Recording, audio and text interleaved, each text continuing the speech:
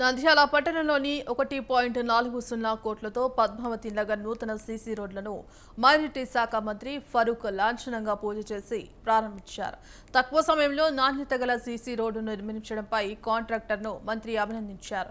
కార్యక్రమంలో RDO Vishwanath, municipal commissioner బండి Seshanna, ME Gurappa Yadav, డీఈలు, ఏఈలు, TDP కౌన్సిలర్లు తదితరులు పాల్గొన్నారు.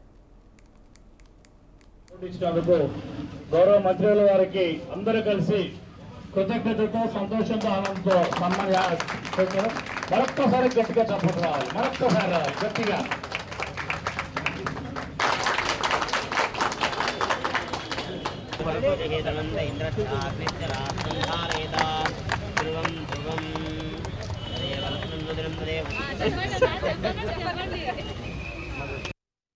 నంద్యాలలో ఉన్న సిమెంట్ రోడ్ అని మనం తెలుగుదేశం పార్టీలో ఉన్నప్పుడు వేసాం.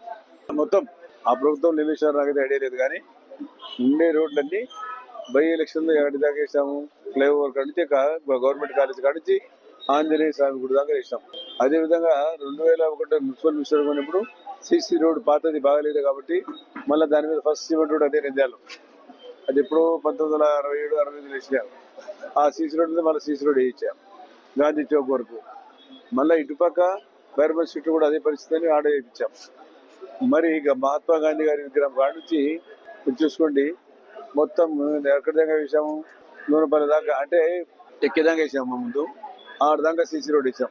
ఆడ నుంచి అప్పు ఉంది కాబట్టి నీళ్ళు నిలవడం అని చెప్పి అది వేయలేదు. మిగతావన్నీ ఏమున్నాయి మన సీసీ రోడ్డు అన్నీ వేసాం.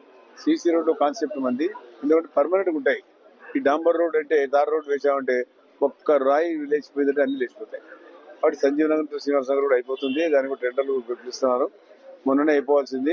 కొంచెం మున్సిపాలిటీ వాళ్ళు ఇవి పైప్ లైన్స్, తర్వాత మ్యాన్ హోల్స్ ఇవన్నీ ఉన్నాయి. అవి చూసుకున్న తర్వాత వేస్తామని చెప్పడం జరిగింది. దానివల్ల డిలే అయింది. కాబట్టి అది ఇది మొదలై అది రెండో అయితే బాగుండదని దాన్ని ఆపినాం. అప్పుడు కాబట్టి దాన్ని కూడా అయిపోయింది. అప్పుడు అది కూడా కంప్లీట్ చేస్తాం ఈ సంవత్సరంలో.